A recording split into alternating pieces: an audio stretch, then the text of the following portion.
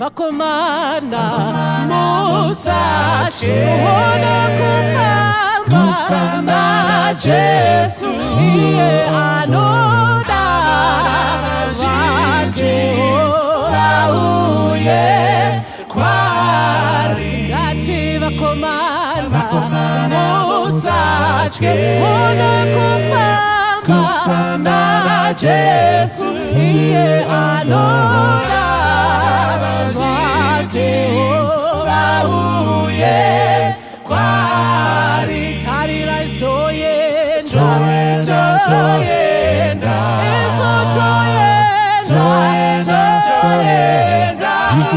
toyenda ikoko kudenga vasikana musatye kufamba Jesu iye anoda Jehova uye kwari ngati vasikana musatye kufamba Jesu iye anoda Jehova uye kwari tarira toyenda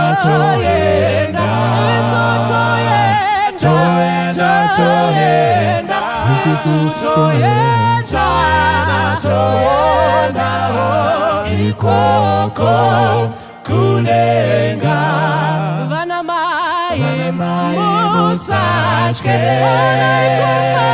kufamba Jesu iye anoda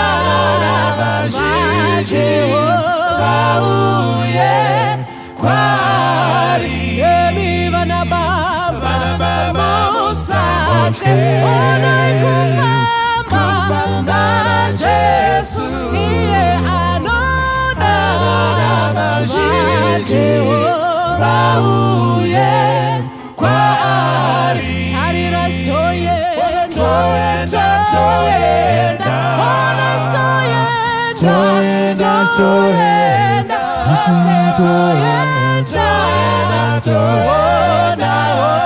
ikoko kudenga iwo sasare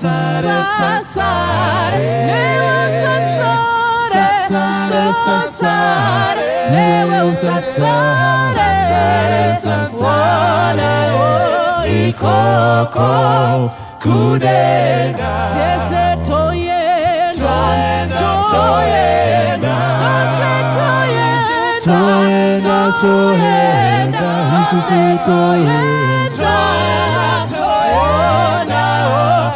ikoko kudenga. Toda kutendai vana vaMwari, tichikutendai tovimba makomborovha mangwanani kusvika panguva dzino dzemasikati. Tisatapinda munyaya yedu yemuzuva ranhasi, regai tikumbire mufundisi Nyamuziwa tivhurire nemunamata. Ngatinamate vana vaMwari.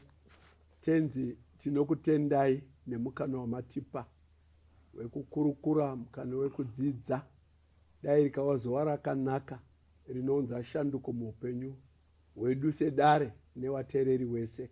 Muzita raJesu namata. Amen. Amen. Amen. Tinotenda. Rega timbokwazisa vakomana ana shumba nyati Nyamuziwa uko aiwa tinotenda. Ndo zvazvinoita izvozvo kana vanhu vasvika padare. Tinotenda naizvozvo. Rega titangire pana shumba chimbokwazisa vateereri vedu. Ndoda kukwazisai vateereri.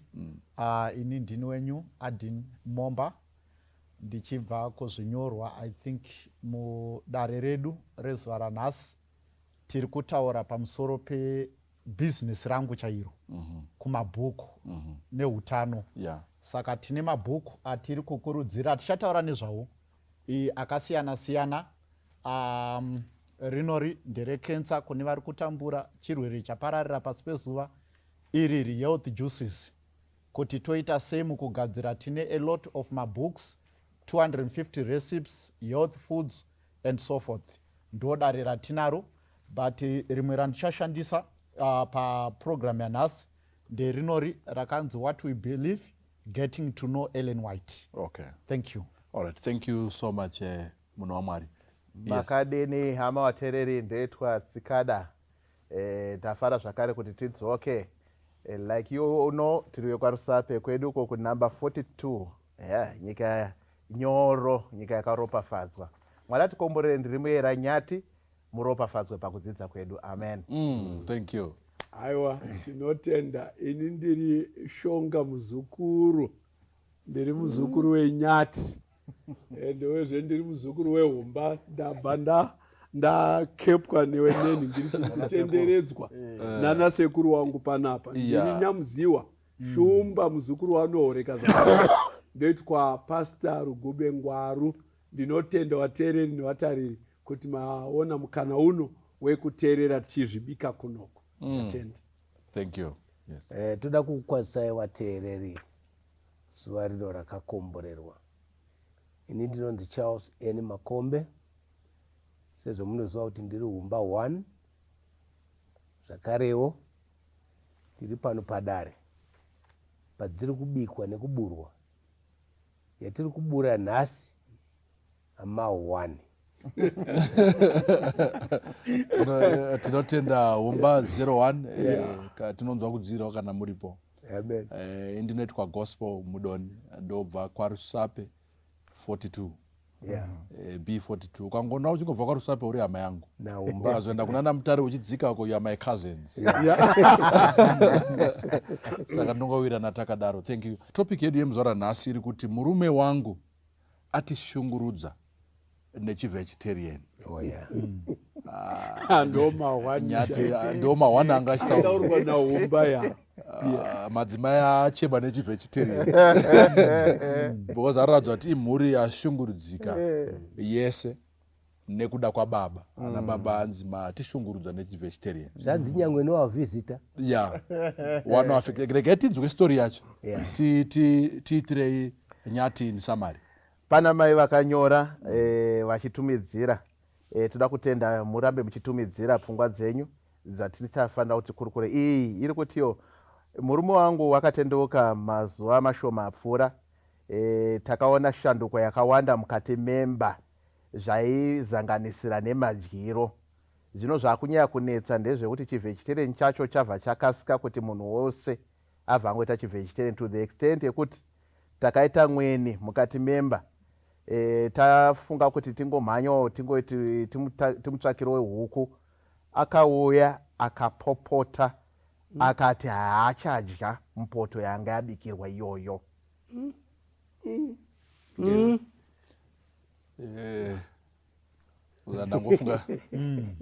Ndafunga mumwe murume aimboti ndiri muVegetarian kumba asi kubasa ndorova nyama. So ndio nyaya yatanzwa nhasi. Regai titange tanzwa Bible riri kuti kudini munhu waMwari. Kuna Genesis chapter 1 verse 29. Inoti, and God said, behold, I have given you every plant yielding seed that is on the face of the earth, and every tree with seed in its fruit. You shall have them for food. Regai tinzwe namfundisi pane vhesi rataurwa pana Genesis. Chii chiri kuitika pavhesi? Alright. Chapter iyi iri kubuditsa zano raMwari chitema chisati chavepo. Zano raMwari nemasikiro aita munhu wake. Like munhu ari kugadzira mota yake ndiye anorekomenda zvinofanira kushandiswa nemota yaagadzira. Saka Mwari paasika munhu vari kumurekomenda kana kuti Mwari vari kuisa chikafu chiri best kumaplants tisati tava nechitema. Saka ndopfungwa iri kubuda apa iri kuti ndakupai miriwo, ndakupai mafruits. Saka ndozano raMwari chitema tisati tasvika panyaya yemurume uyu. Ameno mukoma kana uchida kudzira kuti ndicho chikafu Mwari ari kuti ndasika munhu. saka kuti munhu anga achidya chikafu chaachadya munhu chichange chiri plant based diet. Exactly. Saka it's not really for me handisi kuona sekuti pane an option iripo munhu atosikwa ari kunzi kana waita nzara zvauchadya ndeizvi Hapana imwe option. ende pane zvokutaurwa zvacho ipapapa hapana nyama iripo. I think kuti ndofungaida kubuda apa kuti hapana mhuka iripo yanzi ingaurawa munhu achiita se achidya. Tiri kumavambo kuna Genesis chapter 1 munhu achisikwa. Rega ndiri panaumba. Ndo chokwadi ichocho. Mwari ndo design yemunhu yaida kuti adini adye. But zvenyama manje zvakazoya after the flood, is that correct? After murowo zvese zvadini vegetarian yapasisina kana kuti mavegetations pasisina ndo pawakanzi chidya henyu chinyi nyama.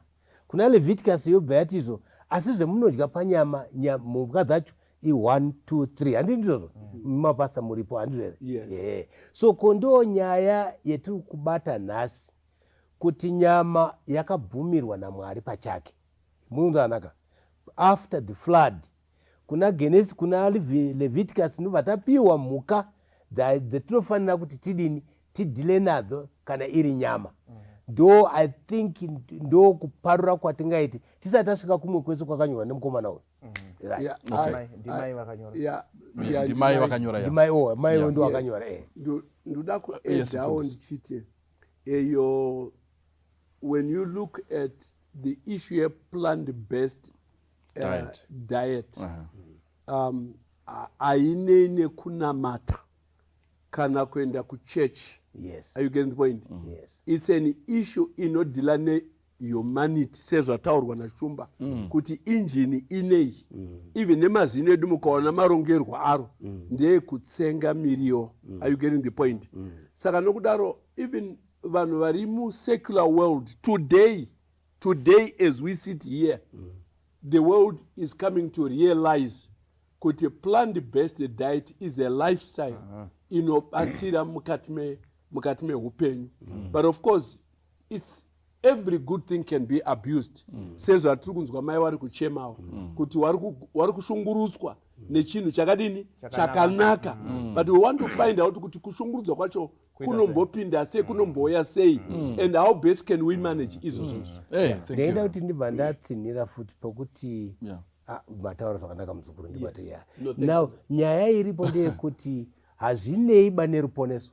Yes. Ndo point ndaida kunza. Exactly. Whether uri vegetarian or uri chinyi hazvinei neruponeso. Zvine chekuita neutano hwako. Yes. Matobata imwe subject.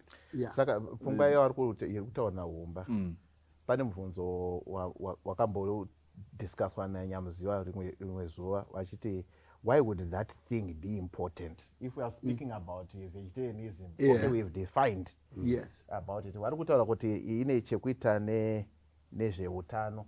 Why would it be important? Tinoreva here kuti munhu kana achidya nyama anogona kushaya utano here?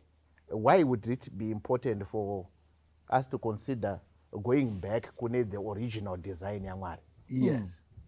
Because inzwaika like zvitorwa nanyati panapa murume uyu chaiko in his best intention ari kuti kumhuri hatidzokerei. I have discovered knowledge inogona kuti benefita sechinyi semhuri. But I think problem ndeyekuti maitirwo azvo. Now the question yavari kutaura ndeyekuti why is it important to talk about vegetarianism in this day and age? Is it important? Yamboire padare panapa nyaya yakaita saiyoyi. Yes. I think mfundisi ndo pamakuya ndambona mune mabhuku ezvirwere nezvimwe zvakadaro. Why is this subject so important in this day and age? Muchaona kuti takatarisana nenyaya yatinayo. Murume uyu watiri kudhila naye, my thinking ndiye kuti anotenda muhealth message pastor. ndo manzwisiro andiri kuita. ane conviction chaiyo. Yeah. Ane conviction yakasimba kuhealth message. And health message iyi yakauya sei? Maybe ndo pamwe pacho. Yeah. Tinosangana nemukadzi anonzi Ellen White. Right. Mushure mekunge paitika the great disappointment, vanoratidzwa naMwari mugore ra1865 pamusoro pehealth message. Ndo paanopiwa vision yehealth message nokuda kwemararamiro anga akuita vanhu, kuputa, kunwa nekudya nyama zvakanyanyisa, zvekuti kuzvidzora muvanhu kwakuita kushoma, uye utano hwevanhu pachezvawo. Noti health message pairi kuuya, chinangwa chayo chikuru ndechekuti John achinyora anoti vadikanwa ndinokushuwirai kuti muve vakukutu, muve neutano hwakanaka. Saka zano raMwari pakuwisa health message, number 1, ndiMwari anoda kunamatwa nevanhu vane utano huri right. Number 2, health message pachezvayo handizive vachashumba vanombodzwa kana tarasika vanodzwa. Health message pairi kuya, iri kuya in connection ne3 angels message, kuti zvekudenga zvinyatsokubatikawo, tinyatsokuvawo a better appreciation yezvinhu zvekudenga. Health message ndo pairi kuita sei? Pairi kuya. Okay. Saka chinangwa chehealth message kubatsira utano hwedu. Shungu dzaMwari ndedzekuti vanhu panyika ino ngavararame upenyu hune utano hwakanaka. Health message iri kuwirei? Iri kuuya pakuti munyika yatakurarama yawanda matsotsi munyaya dzezvekutengesa chikafu. You see? Tine vanhu vekuti mumabhucha umu patinotenga nyama hatibvunze pamusoro peutano hwenyama yacho. You understand? Patinotenga huku hatisi kuziva vanhu vaipa baba kuti achengeta hukuyu anga achidzifidha nei. Ndo dambudziko riri kuuya kuti taita matsotsi akawanda. I think makaona video raiseculator remachinda ari kutengesa nzungu chaidzo dzakakangwa, but dziri kushandiswa acid.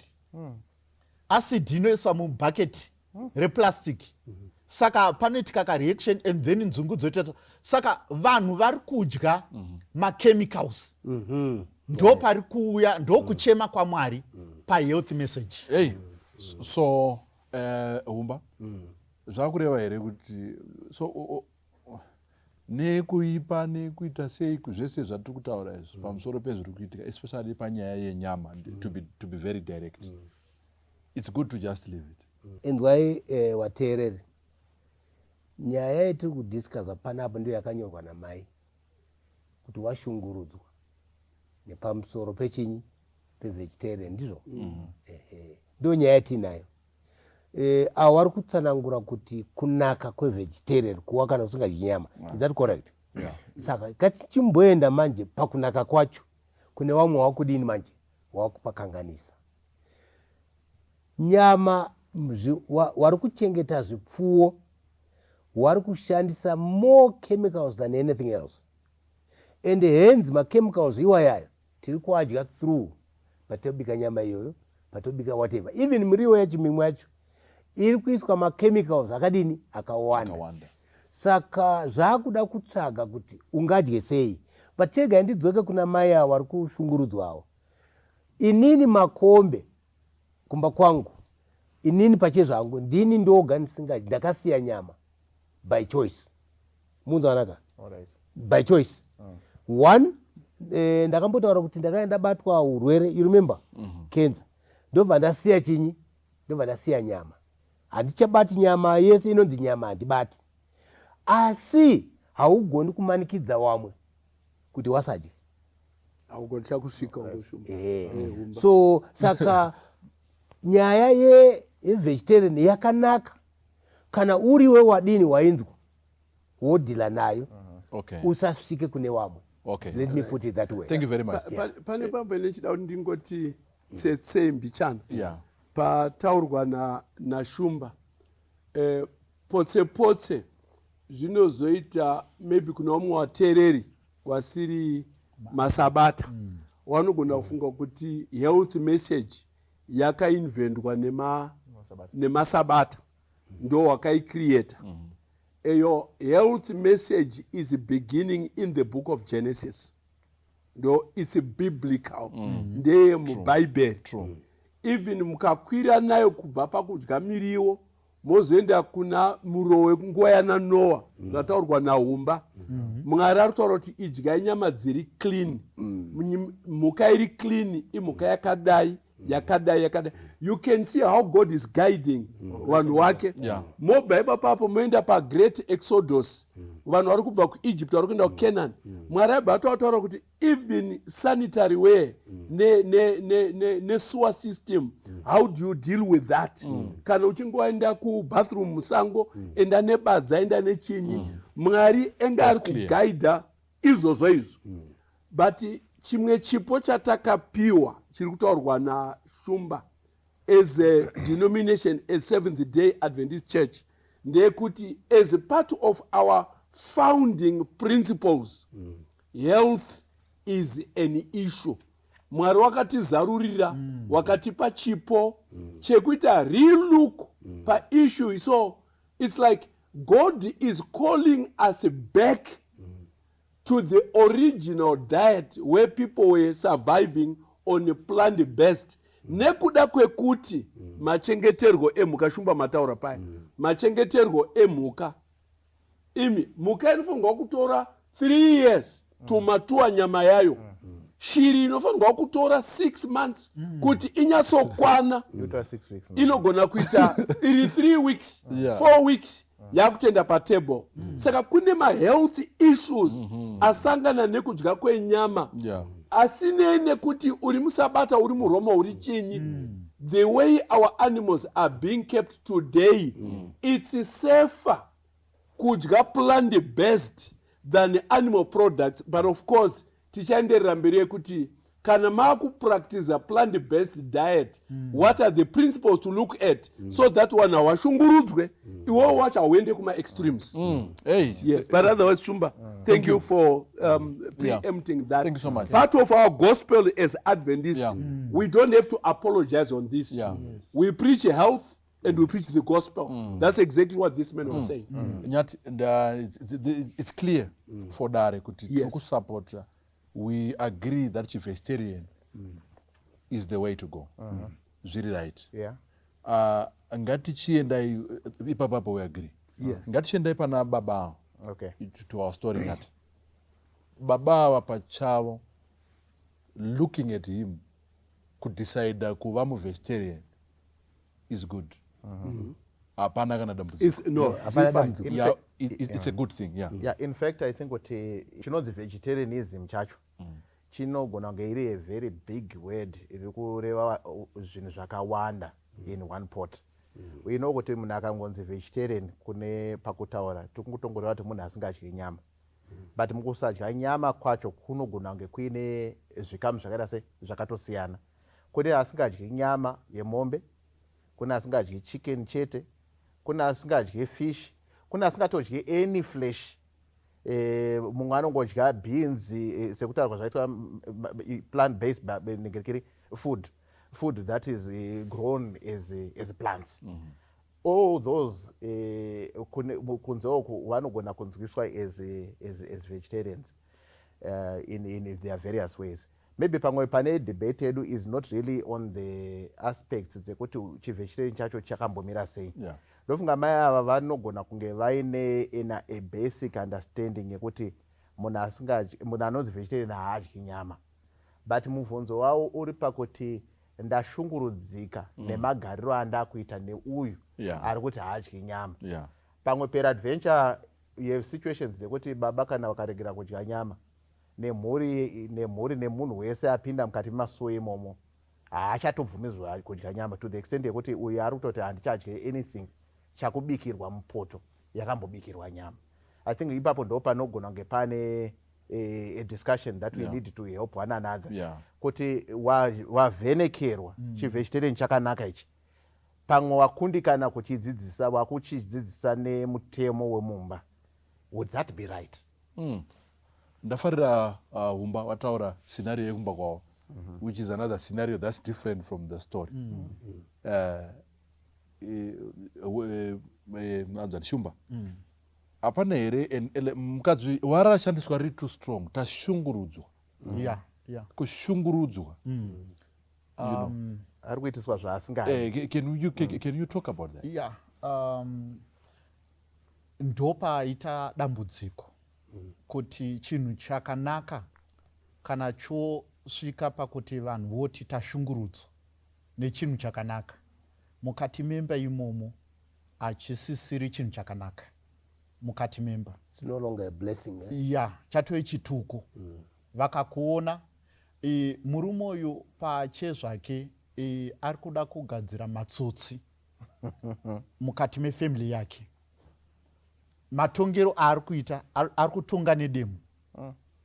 Matongero aya tinotarisawo kuti Mwari murudo rwavo vanotonga sei. Mwari rudo. Kunyange kudenga Satani paakapanduka vakamupa mukana akadzika pano pasi, tichiri naye ndo rudo rwaMwari. Vanhu vanofanira kuchuza, ndo nyaya yekunamata, ndizvo mukoma. It's about choice. Kusarudza zvakanaka nezvakaipa.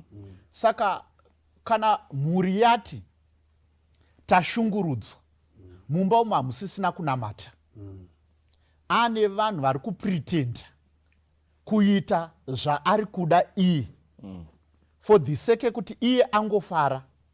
Patiri kuti ari kugadzira matsotsi, toda kuzama kuti kudi, you see kuti mukadzi watiri kutaura nezvake, Shumba vanenge vachidzva vari pasaidi. Ndezvekuti mumba mavo ivo pavakaratidzwa vision iyi, it's 1865, but paakasiya kudya nyama, gore raasiya kudya nyama, it's 1905. 1905 ndo paapedzisira nekudya fish. Pamwe pesa pachii chavaita, ende anonyora achiti kunyange ndaratidzwa naMwari, handisi kuti munhu wese anofanira kuva muvegetarian nokuda kweutano hwevamwe vanhu vane mudumbu musina kusimba. Vanhu ivavo vatenderei kuramba vachidya nyama. Aiba panonetsa kapasta. Munyatsokunzwa. So challenge inoitika, ndosaka ndatanga pekutanga ndichiti vanhu vari kuva mavegetarian vari kutangira papi? Vari kutangira because of our message yakapiwa mukadzi anonzi Ellen White. Ndizvo pastor? Saka dambudziko rinoitika nderepi? Nderekuti vanhu vanongotora quotation kamwe chete kakafanana nekuti kudi mukadzi mumwe chete anonyora achiti patafura yangu hapafaniri kuwanika nyama, but at the same time munovaona mukufamba vari muzvipatara iye pache zvake vachidya nyama, akurwara achidya. That's why you see kuti tine vanhu mudoni wekuti vaenda kuchipatara doctor achingomutarisa so, nyatsokona kuti imi muri kudya nyama here, honzi ndakaisiswa kuchechi. Saka dambudziko ratiri kuita nemeseji yedu ndeye vanhu vanongotora kachipenga kestatement vobva vamhanya nani, vobva vamhanya nako, nokuti iye recommendation yake 1 anoti ndinoshuvira kuti vanhu vadzokere kuzano raMwari. Ripi? Ragenesis. Number 2 ndoye anonzi malacto ovo. Ndo vanhu vanotora vegetarian and at the same time meat products akafanana nemukaka nemazai. Kozoti chimwe chikwata chevanhu number 3, vanhu vari kutora nenyama yacho. Iye anoti ndinoshuvira munyasha dzaMwari kuti izvi zvinhu kana zvichiitwa, nokuti akaona mistake yakaitika mumba make. Mumba make mistake imwe yakaitika ndeyekuti kudi vana vake vaidya nyama nehweseri. Kumba vairambidzwa, what aiwa don't worry, kwamai nhingi tichaenda unoidya. Saka unogadzira chikwata chemhuri yekuti zvoni iwe sababa wati zvoni uri kushandisa chisimba, you understand? Pauri kushandisa chisimba nehweseri haugareka pambapa, unenge uri kubasa. Ngatidye nyama iyi, ndo vanobika. Mudhara kana auya tomuitira bhaji rake nemachangi zake. Munhu wese behave as if wadya machangizi nekabichi. Saka iwewo pauri kushandisa chisimba mukati memba uri kugadzira matsotsi, nokuti nyaya yekuponeswa mbijana iwo ndo une light rawaratidzwa. Zvawaratidzwa light iri, famba nesu zvishoma nezvishoma. I think ndoda kusympathizana nemurume uyu. Eyo unoziva nyaya yehealth ikapakejwa youya kwauri iri a religious conviction kana kuti a belief. Saka iwewe ukenge waigamushira watoiatacha kuspirituality, waiatacha kusalvation, waiatacha kune zvinhu zvakawanda. Saka kwauri it then becomes a spiritual issue zvekunge vanhu vachiri kudya nyama ndo vanhu vakarasika zvikuru. Ndoda kuti inini pandakatanga kunzwa eyo zvevegetarianism kuma 1970s ichiintroducedwa, it was more like kuti uwe musabata akakwana akatendeuka ari kuenda kudenga achaitwa translated pakuya kunoita Jesu. Siyana nenyama udye miriwo. Inini munhu wamuri kutaura murume uyu, in a literal sense muri kutaura how I raised mhuri yangu inini. Ndamuvegetarian. Pani ikenge yafrairwa sausage takutotenga nyowani. That's how I grew up. Ndikaroro mudzimai akaita buy into that. Tiri wairi apa kungoti vari kushungurudza nawo. Tiri tu tisatane wana wedu takanyatsorona kuti mumba muno hamupindi nyama, hamunhwi nyama, hamudyi nyama. Wabereki wakauya wanoita mavegetarian kwemwedzi iwoyo. Musikana webasa anoita vegetarian, wana watakazvara vanoita mavegetarian. Taizvitora tisina idea yekuti tiri kushungurudza vanhu. Kwatiri it was more a favor yekuti mauya kwedu kuno kumauya kugarden of Eden, maamurodhi yekuenda kudenga zvakanaka. But I think it was limited reading, and newakati presentera wakati introducer wakati kanganisa kudaro.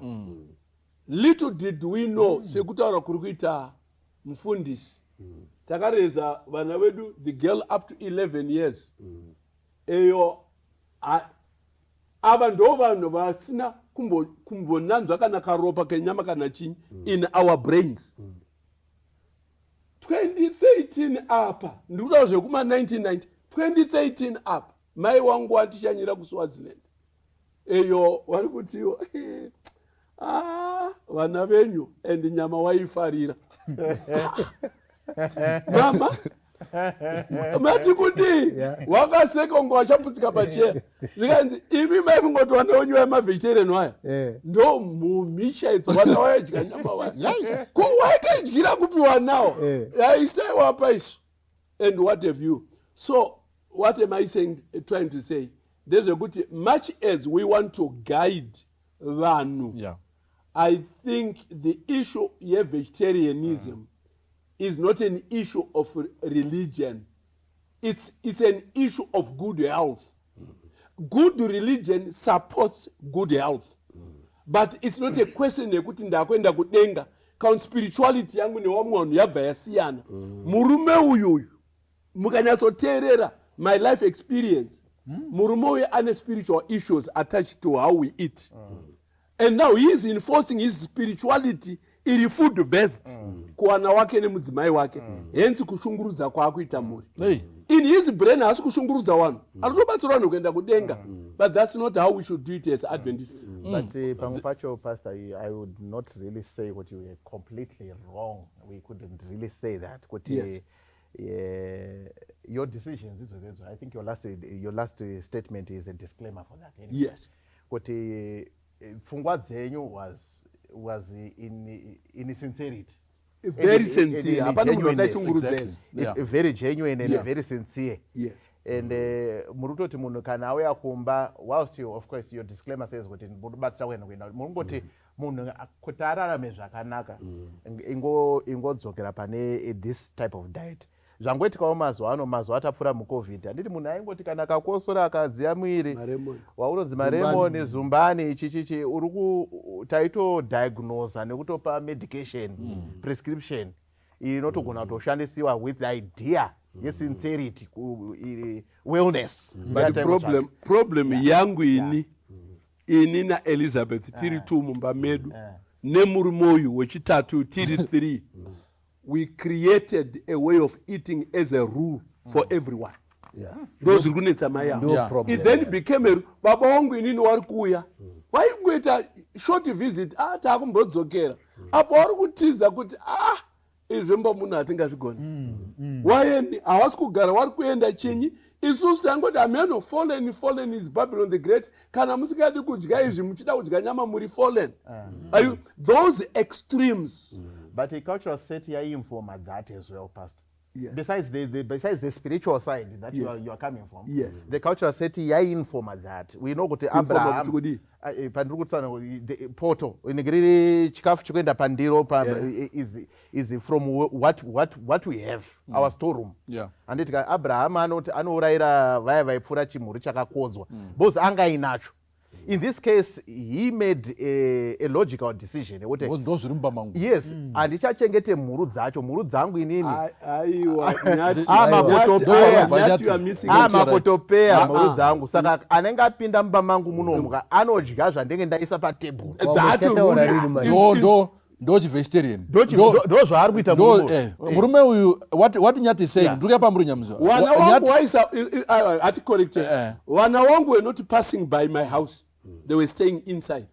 But when my father would visit, he's not passing by. Wari kugara mwedzi. Unozo tikasvika kumba kwenyu Nyati. Mati Padare musi iwoyoka. Tiri kupfuura. Haikona kuti raderere kubva ipapo kusvikira nekuti nyamziwa ndishapana aiwa atishungurudza zvekutarwa Nyati wari kungoti this is murume uyu ndoda kupinda mupfungwa dzake mapindiro amaita imi murume uyu ari kuti look, this is my house. Yes, I am the father of this house. I'm the priest of this house. I'm the provider of this house. Kana tamunyika chibaba chepamba pangu ndini anditika saka tiri kudya right, taakudya izvi ndo zvatinodya panapa ende ndo zviripo vana vangu garai apa akweto ndo zviripo ndo zvandiri kukupai nhasi tinodya cabbage, mangwana tinodya macarrots, mangwana tinodya beans, mangwana tinodya machunks. Imi mamutori wesika because makabva mabatana namadhamu tiri tu wana wakaona moto uyu amiri ari yega but ari kupa that authority because ari kuti ndini. Yakatipinde akomana vateereri muri kunzwa bopoto riri panapa iri revanhu vari kutaura awawa. Regatitaure panapa murume uyu is wrong. You don't force people what to eat even if you've got the money. Amen. I agree with that. I'll force one. Right. He is wrong. He must confess. Anofana kupinduka murume uyu because that's not the way to do things. Right. Ngatibobata nyaya iri panapa. Kana mira mai waizotorera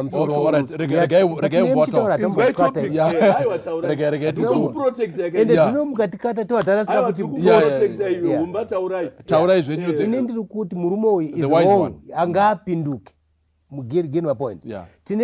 Tainzwa ndaiona mamwe mapasta akanga aenda through this vegetarian thing vaingodya mazai hawana kurarama. Is really important because vegetarian inodhura. Ndinoda kutaura murume uyu kana achidhipenda nebeans, makabichi, makerotsi, nyemba ndokunge dziriko. Look guys, ngatirege wateererawo wakatora weine murume uyu tinoshaya vanhu please dapota. Vegetarian is not a test of what? Of faith. Okay. please iwe murume wakateera kana uripo, it's not a test of faith kuti kutenda kwako kuri based nevegetarian. Hakuna zvakadaro. Vegetarian foods dzinodhura. Unofanira kudya ma-apples, mabanana, ma-epe, izvo. Kana dai ndaibvunza mudzimai wako haatombozvizivi mumba imomomo. But uda kungoti adye beans, nemakabichi, nemakerotsi, zvofamba sei? No, that's not the way. Kana wada kuti mhuri idye irarame nevegetarian, ngavadye but uchivadzidzisa, mowerenga iwo ndiwozvitengawo kuti zvakakosha. Munhu anaka awa ndiri kutaura nanyati iwo nyati wakatombopindamo wakabuda akagara panapa handisi kuti achataura wateere kuti udii uyu akatombobuda akatombofamba mazviri iyo iche ngaizitaurire kuwateere ndakambopindamo kuti makabudirei. It's not easy. You get my point? It's not easy. You must have the money, you must have the products dzacho dziriko here dzinozobata. Ukasiya nyama panofanira chimwe chinokavha panyama yacho. Is that not correct? Chinokavha kuti wasiya nyama but uchikavha nechinechi. Haasiri beans only. No. Family members have a choice. Actually, family members have a choice. Actually, vamudoni. Mumba. Yekudya. Ndichizopa mukoma. Pane zvinhu zviripo muzano raMwari. Zvatinofanira kuappreciate. Sedare tiri kuti pfungwa yemurume uyu yekuti mhuri ngaive mavegetarian. Number 1 yakanaka. Sedare. Health wise. It's good. True. Sedare chatiri kupokana nacho iforce inzira yekuda kufosa munhu wese. Nokuti izvozvo hatisi kubatsira munhu 1, toda kubatsira vanhu vakawanda vanofunga kuti kuva muvegetarian ndo nzira yekuratidza kuti munhu anofanira kuparidza Kristu, kana kuti kuva a member yechechi. As long uchidya nyama uri muhedheni pamberi pavo. Tine vanhu vari kuenda kunhu kwakadaro. You see. So nditendere ndingoverenga panapa. Pari kuti Ellen White ari kunyora. Ari kuti when I could not obtain the food I needed. Ndezvo. I have sometimes eaten a little meat. Ellen White. Ndoya muri kutaura humba. Kuti zvoni hatigone kufosa kuti inonzi chi machangs. Kunohodha 20 kg yemachangs. Woisa pamba oti Mwari achatibatsira tinofamba. Ivo vari kuona nutrition content mumachangs vanotaura kuti it's 0.0 something. Hamana chirimo? Mumachangs ari empty saga baba. Anotoda maspice zvakawanda kuti titonzwira kuti mune something chirimo. Ndo zvinonzi neBhaibheri vanhu vangu vaparara nekushayiwa zivo. Saka vanhu vanoda kueducate. Vanoti yatiri kutaura pastor ka isu takambova mavegetarian. Beans dzako enda nohodha kumbari 5 kg beans dzako, kana nyasha dzako anotenga zvimafruits zvako. You know, per week munhu unenge achinja beans ka4. Ozoti unonya panapa pari kunzi zvoni baba. Hanzi zvoni da kuti uteere statement iyi. Ellen White ari kunyora pastor. Ari kuti Jesus isn't glorified when people starve themselves to death. Yo. Denga. Noti challenge yatinayo nemavegetarian ndeyekuti ndoyana nchitaura iyi. Vanongotora chipisi chimwe chete.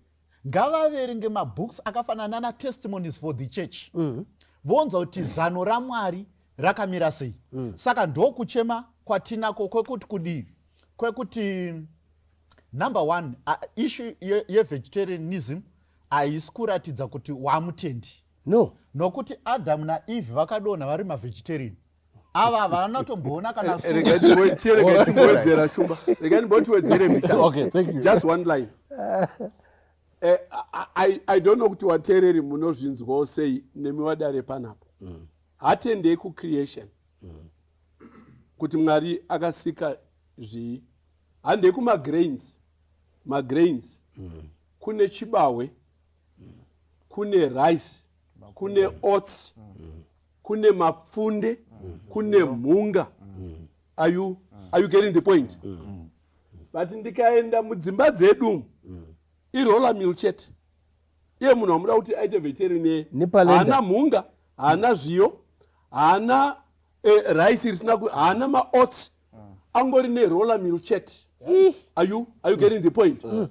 Wochienda kunzungu kune macashew nuts, kune maalmonds, kune maacademia, kune mapeanuts, kune mawati, kune type dzenzungu dzinofararira kudai.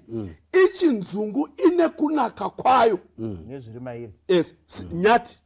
Tikaenda kudzimba kwedu muno mune dowi chete. Rimwe rakapiswa rebrown. Idowi chete. Hakuna maalmonds, hakuna macashew nuts, hakuna And you call yourself a vegetarian. Muda kuti munhu yeye aite vegetarian anongodya dowi chete. Apa roller meal tamisira right? Ane roller meal ane dowi. Tochienda kunhingi Kumuriwo. Icho moria. Wadiwa watereri vhurai firiji yenyu imini. Firiji yenyu. Ingori rugare chete. Rugare. Hamuna lettuce, hamuna cucumber. Hamuna red cabbage. Rugare chete neonions nemadomasi nemachunks ataurwa. Hanzi munhu yeye ngaaite vegetarian. Iye munhu yeye. No. Hatidi kunyepera. Thank you. Hatidi kunyepera. Vegetarianism. Yes. Plant-based eating. Yeah. Knowledge yacho uyezve nekuti zvinhu zvinoconstituta kuti munhu ati ndaakusiya nyama, ndaakudya miriwo nemafruit nemidzi. We have not tapped an inch of that lifestyle. Yeah. Maybe ndatangopedza ndoya pamuri mvoma. Ndatangopedza ndobva ndakupai this shumba. Ndakamboenda pane imwe nzvimbo. Umwe ndobva ati anyone who preaches at the pulpit and they are not vegetarian, they are just public speakers. Okay. Yeah. I used to have my church members saying mentality yoyo. Actually Jesu akutoenda kudenga asati aenda. Atopedza mission yake. Akasiya rova fish. Resurrecta but it resurrecta. Atomuka kubva kuvakafa. Na Peter. Atizive kuti zvakazorasirwa kupi. But asati abva panyika inoyi achienda kuna baba akagocherwa fish. Alright. Nevakomana. Dambudziko ratiri kuita ndere vanhu vari kuenda kuma extremes. Extremes anyanya. Public speakers ongochitaura. Why pastor? Kutaura ma-issues aya angaite kunge kuseka. No. Tine vanhu vari kutaura kuti isusu pamba panapa hapadyiwi nyama. Vana vavo mukanyatso kuvatarisa vakazvimba matumbu. Kuzvimba unyatsokona. They are malnourished. Basa taura chokwadi. Ikwashwi. Mfano ikwashwi. Saka kana anditi Bible kuna vaKorinti. Zvese zvamunodya nezvamunonwa ngazviitwe kuti Mwari vakudze. Zvichireva kuti pachikafu chedu mudoni chinofanira kupa mbiri kuna Mwari ari kudenga. Amen. Tine vanhu iko zvino vanotaura kuti inini handibate zvakati, but ukanyatsokuona health wise pfungwa dzavo vamwe vacho dzichita kunge dziri kurasika nenyaya yechi vari kutukisa Mwari ne3 angels message. Correct. You see, noti tine vanhu vamuri kutaura ivavoka titori nemachechi zvakadaro ekuti ndakatombobvunza kuti imi munodya nyama here, ndikati ndinodya zvikanzi hamukwanisi kutiparidzira. Hamukwanisi. Saka vanhu vari kutokangana kuti muponeso watiri kutoparidza nezvake akatodya abva mukumuka kwavakafa. Inzwai mukanya ningirikini ndakuti samaita. Tarowa vegetarianism 23 years. Mudzimai akagwara kuBotswana uko. Eyo kwakuita blood test what. She was critically low per iron. After 23 years, critical low. Doctor anobvunza kuti munodi tikati isusuka tiri vegetarians. And what have you? Zvikanzi mai havachagone kurarama lifestyle iyoyo. And what made it worse is madoctor akaedza kumupa supplementary iron system yake inorejecta it doesn't absorb artificial iron yaramba lizitodii inini ndakatsidzira Mwari kuti ndiri vegetarian ndikati aiwa apa kapa it's now a question of life and death and what have you we are the goal in our life is not to be vegetarians but to be in good health and to be safe. Kana our current diet iri kuramba kuti iwowo uwe in good health handingarasikirwe nemudzimai nekuda kwe-iron when you can have it in a different diet. In fact, So- I also had a similar experience. Yes. Yeah, what was your experience? Our experience, pari kutaura naumba paya, isusu we married tiri ma-vegetarians, angapo pamuchato wangu. Yeah. Tiri ma-vegetarians. Our first child, when my wife fell pregnant with our first child, pamatest vanocheka utano hwamai and Yeah. so on. Ndo pakabuda these elements dzamuri kutaura izvozvo.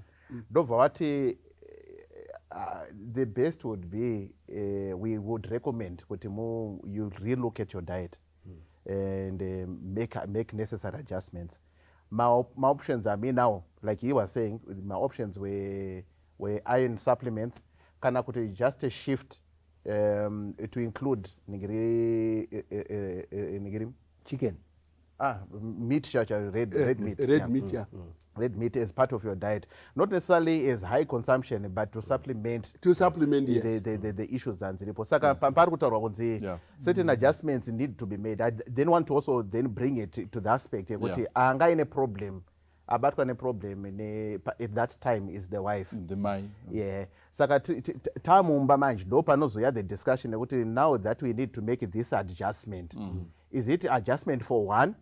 Yes. Count is it adjustment for both of us? And we know from the Bible edu kuti kana Eva atotora direction na Adam anongoenda ikoko. Yeah. Saka Musa ankaitorosa konta. Hati kumire kuna nama yu. Nai umba wone kurasika kwa kuita mzee. Hati ngogumire kuna nama yu. Anama yu wakanzina na chiremba. For my case, Yeah. we had no choice. She needed to make that adjustment.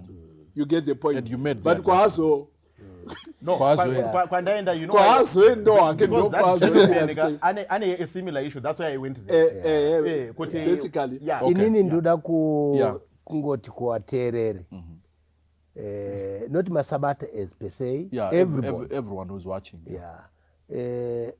Nyama kana kuti vegetarian it's a way of life, ndo chekutanga. Chechipiri haisiri a test of faith. Ndamboitaura, I must repeat. Thank you. Hazvirevi kuti ukaregera nyama unoponeseka, kwete. Zvangofanana nesabata. Sabata hariponesi, chinoponesa ndiKristu. Munhu anaka akachengeta sabata racho. So what am I saying? Ndiri kuti inini kuwateereri, taisa nyaya iyi pachena. My examples aripo. Murume uyo ndoda kudzokera kuna mai avo wari kushungurudzwawo. Chinonetsa ndechekuti usamanikidze mumwe zvaasati apinda mazviri. Ndakupa example yangu inini, ndinotora fish, that's what I take. Of course tine masupplements akati kuti, and ndadai taurwa nemuzukuru wangu uyo. Inini sadza rezviga izvi handichai, ini ndinogara nesadza ndio upfu hwemunga, hwemapfunde, hwemupunga, hwezviyo, wheat. Iwawo ukasvika mumba mangu ndo upfu hwetinodya iwowo. Get a point. But hunodhura manje upfu iwowo. Zvino kana wakurarama nepalenda isingatimbobva mudumbu macho nerora miri, baba go and re-look at your diet. And 2, don't force your family. 3, garai pasi moona kuti zvinobatsira ndezvipi. Kana zvataurwa namufundisi kuti hamuna zvimwe zvese izvi, aiwa muchiri kure nediet, chimbosiyai muende mudiet. Iye zvinezvi ndotenda Mwari kuti handina dambudziko randakasangana naro, because ndiri kudya zvimwe zvandofungira kuti zviri right. You know what I mean? To me. Thank Get you. the point. Yeah. Thank you so much. Ngwedo yati fambe. Nyamzio, you wanted to say something? Yeah, I think it's just a question yekuripita zvekutaurwa naumba Yeah. kuti izvo pakubatsira mhuri iyi Yeah. ndeyekuti part of health is joy of life. Joy of life. Kana munhu asinganakidzwa hake nekudya lettuce, carrots neonions, you get the point. Or kana achida kuzvidya izvozvo, achida kuzoti ndoda kuisa fish pamusoro, ndoda kudya hangu chicken pamusoro, allow people to experience God and themselves their own way. Don't be a rule of good life. You can only advocate good life.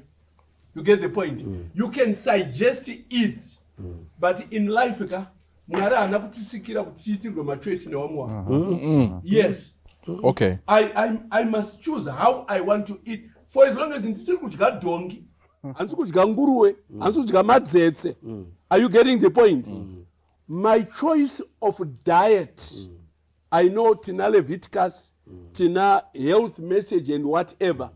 Ndikada kurarama ndiri ku diet and health as we read from our books. If that is my domain, allow me, musanditonge, sendidye miriyo yangu nemafruits angu ndizvo ndozvandoda. Ndikada kumixa nekukuku ndozvandinoda. But the question still remains, there are suggestions of better ways of living. How you want to do with it, it's up to you. But no kudza, but hatigona kuzopinda mupoto mako and tell you what to cook. It's your business. Hey, thank you so much. Nyati, your parting words for this woman, this issue. Kuti handler say from now going onwards. Kune murume wacho oita say wombo wagarisa pasi. Kune murume.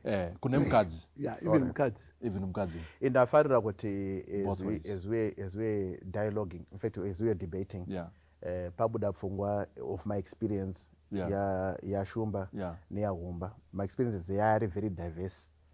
But I think what kune angari kuterera they picked the idea kuti we at one time experienced. For me, I went into vegetarianism ndiri kuchikoro. I did it the hard way. Pambari kutsanangurwa cabbage rauri kutaura rere tati kuriseka pamba ndo yange itori staple food yedu. Cabbage beans. Chinyama inotozowanikwa apo naapa mazuva ese it was cabbage, beans nelacto nezai. Yeah, and I went through 2 years ndakadaro. My understanding of vegetarianism was almost like in that domain. Ndandisina mari to find enough nutrition and to help me. But like I said, when the change was needed for whatever reason that was there. Yeah. The good thing is we discussed about it and we debated about it. And by election, I chose not to be a vegetarian. Maybe the reverse also is very correct and very true. But you may be leading a home, allow them and teach them to be able to make an elective logical choice to remain in the domain. What we can do is you bring information, but kana munhu akugona kuisimulate nekugona kuidefenda mupe opportunity to defend it and also to choose as an individual kuti choose this defined path. Saka he's done well in choosing for himself, but he should also allow others to make a similar choice. Wow, thank you. Those are takazoita isu family with a balanced trainer. Tiri kuBotswana balanced trainer. Somebody anima perspectives ese anima quotations even engatoronzi mai white wakatomboidyawo nyama iyo zvaiswa pachena. We notice kuti aiwa mwana regai vana vachoose, especially kana wapa level where they can work with information. Visitors edu maids edu vaitisenzera vaieni, let them make their own decisions. Thank you so much. Takwenda kundovharira. Maybe just a small a question mva mangopindira. Imimi ndimi vegetarian umba. Madam. No, wanodya nyama, wana wangu wanodya nyama. Ndo pfungwa yatrai kubuditsa kuti it's your decision my and, decision. and they have made their own decision. Amen. And life goes on, there's usually joy. ukafosa vanhu zvavasingadi ukaona wakuzozviita manje vanozviita at the extreme nekudoro nekudini nemburu vanenge vakutodya futi. Yeah, thank you. Shumba. Yes. Mobva mativharira ndimi mutauro wedu kupesira. It's okay. Tinoda kutenda. Where is the camera momo? Yes, tinoda kutenda nedare ratatinaro kuda kubatsirana. Yeah. Nokuti even kuchikoro kwatiri kusolusi vanotaura kuti mharidzo inosvika kuvanhu zviri nani imharidzo inoya through your own experience. Exactly. Iyoyo vanhu vanenge vachinzwa kuti uri mukati mayo. Like varume ava Wataura the experience. vataura experience yavo, saka toda kubatsira muhama yedu not iye oga nevamwe vari kuona vakawanda kuti experience only yevarume ava inofanira kumuticha kuhandla musha wake zviri right. Kuti nyaya yekuva muvegetarian isarudzo yemunhu. Amen. Munhu adzidziswa iye basa rake nderekudzidzisa kunaka Amen.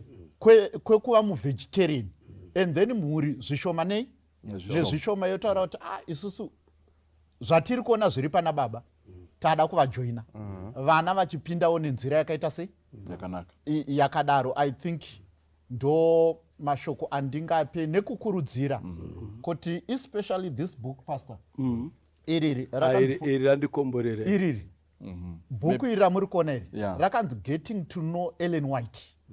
Iri rinobata upenyu hwemumba mavo hwese, upenyu hwavo hwekuchechi hwese. Zvekuti ndaivhunduka pastor pandaiverenga maquotations ari umu regarding nyaya dzeutano dzatati chitaura kuti iye pane imwe nguva vakatofamba vatoudza kuti chikafu chatati nacho panapa chatabva nacho kumba look tani 3 days chapera toita sei kwese uku chikafu chatinodya hakuna. Hanzi Ellen White Mwari vachimushandisa vaiudzwa kuti you need to opt for meat. Tengai mudye hapana chitema pane kusavhisa muviri muviri uchitambura. Saka ndiri kurekomenda to read that book. To read book iroro. Just kungotaura your phone number. Okay. To those vanhu vanoriona sepa buku rakanaka kungotaura chete ngoti vanogona kungokubatai vanenge vachida kutibata vanotibata pa 0774 646 508. Thank you so much. Rimwe bhuku randingade kurekomenda sezvo tiri kumabhuku ibhuku pastor kumba kwavo nehama dzangu vanogona vanaro rakanzi 250 recipes. Ndere kuti kana uchida kuva muvegetarian imagine 250 kauchida kuva healthy. Yes, 250. Saka pane issue education. Education regarding mabikiro echikafu rinobatsira kuti wochiprepare sei chikafu chacho zvekuti kunyangwe vacho vari kuti isusu nyama handife ndakaisiya vakaibikirwa vanonyatsokuona kuti chikafu chakanaka. And then this book ratati chitaura remajusi wotaura kuti majusi akati handichada kune juice iri rekuti unogona kugadzira mukati memba yako. Thank you. Okay, tinotenda kuti kudya nyama is not sin. Okay, thank you so much. It's clear. Ndofunga tazvisanangura toda kutenda vana vaMwari nenguva yatava nayo. We wish you have been blessed. For any other issues, comments, discussions and any other topics that you'd want us to discuss, do not hesitate to get in touch with us. May God bless you. May God keep you. Tikumbire nyati. Just close for us with a prayer. Baba makanaka wakumusoro kudenga tomutendai makatisika mukatipa kudya kwakanaka tipe kugarisikana kwakanaka mukati medzimba komborerai nemhuri yange nemvunzo pamaringe ekugara nababawo mukutungamira mhuri yavo vabatsirei vaite sekuda kwenyu muna Jesu namata. Amen. Amen. Thank you. Samaita Shumba ndiri kukwira munzira yekudenga misi yese ndichinamata munzira tanzikwize kudenga ndisimudze ndimisenyi nerudawira ku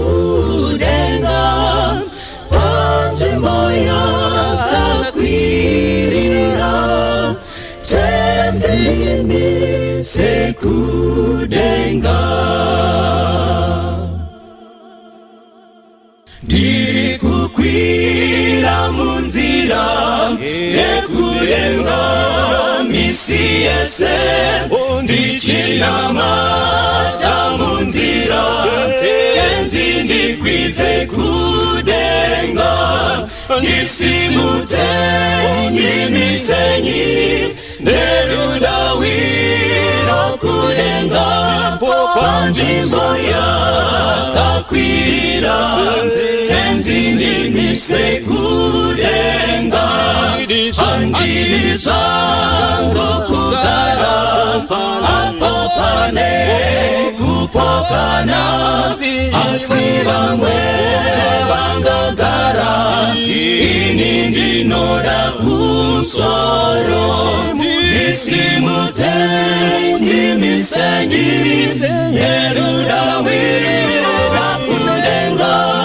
panzvimbo yakakwirira, tenzi ndimise kudenga, ndoda kugara kudenga, kana Satana ndinetsa, rudairo rwangu rwese ngerwekugara kudenga, ndisimudze ndimisenyi nerudawiro kudenga, panzvimbo yakakwirira, tenzi ndimise kudenga, ndoda kukwira kumusoro, ndione kupenya kwenyu, ndinonamatira kuti tenzi ndiise kumusoro, ndisimudze ndimisenyi nerudawiro kudenga, panzvimbo yakakwirira, tenzi ndimise kudenga, ndisimudze ndimisenyi nerudawiro kudenga, panzvimbo yakakwirira, tenzi ndimise kudenga, panzvimbo yakakwirira, tenzi ndimise kudenga, panzvimbo yakakwirira, tenzi ndimise kudenga.